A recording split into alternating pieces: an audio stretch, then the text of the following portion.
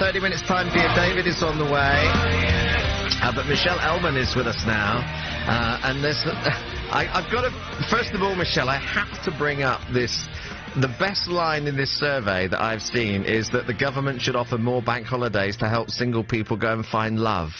Don't you agree with it? I agree with it. I think everyone would agree with it. To be honest, I'm surprised it's only 25%. Yes, indeed.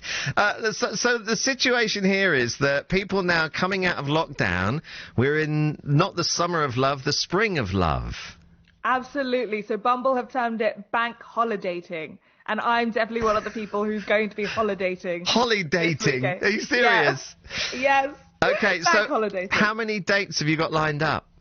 I only have one, but I have one on the Monday, so it is called a bank holiday officially. Okay. And there are up to... people are saying it's okay to have about 4 dates in a week if you're looking for love?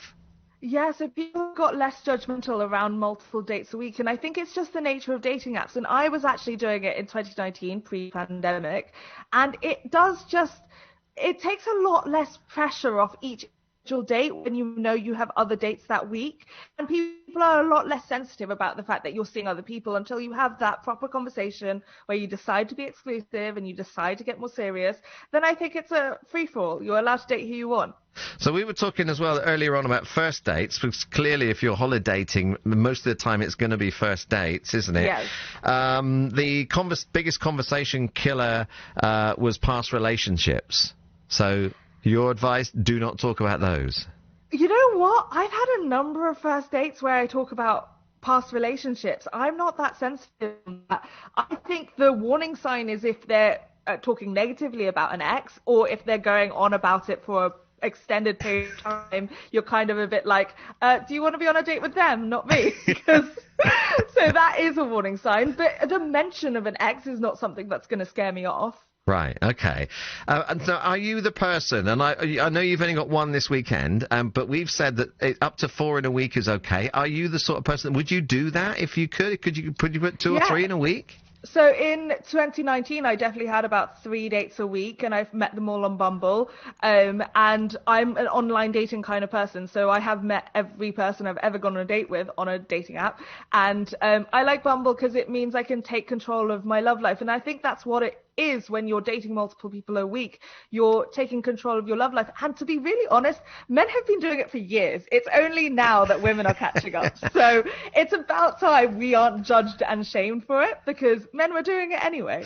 I'm not shaming you, but do you not think, though, that you could get into a scenario where actually you enjoy the first date thing, so you just keep doing that, and eventually you'll never find somebody because you just want a date? Well, so I think it's really important to be clear and transparent. So when you're not misleading anyone, everyone knows where you stand and everything like that. But I've been in situations where I was dating 2 guys, and then one guy forced me to make a decision, and I chose him. And so you have that conversation. It's all open communication. So if someone's not comfortable with you dating other people, and I think it's different someone saying that after 1 date versus 5 dates, and this guy in particular had said it after 5 dates. So I was like, okay, let's talk about it then. So we spoke about it, and then I was like, okay, well, if you're forcing me to choose, I choose you. So I then had to have a hard conversation with other guys. How do you bin somebody? I say only as much as is necessary. So I don't say anything. Saying things like "you're boring" is really horrible. Why would anyone want to know that? And no one's actually boring. You just might not be interesting to me. And so I thank them for the time we had. I try to be as complimentary as possible, and then say, but I don't think there's a match, I don't think there's a spark, or I don't want to take this any further, or this isn't working anymore. But take care, and I hope you have a great life.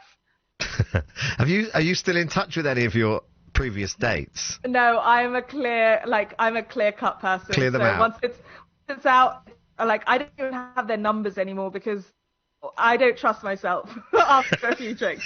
So I don't even have numbers of past people I've dated anymore. It's only new people coming in. You make space for the new. It's a good thing. Our big topic today is holiday romances. Have you ever had one? And what would be your advice for people doing this? Not a holiday abroad. I've had bank holiday romances, but not... I've not had anything. I've not had one of those abroad holiday flings, and I guess we've not really had the chance to do that in the last 2 years. No, I suppose that's a bit difficult, isn't it? All right, well, look, it's been lovely to talk to you. Good luck on Monday. Great, thank you so much. I hope it goes well with your holiday. Me too. That's Michelle Elman, who is holidating on Monday. I want to talk to you today about holiday romances. Bank holiday actually to make me laugh. Actually to make me laugh. Actually to make me laugh. Actually to make me laugh.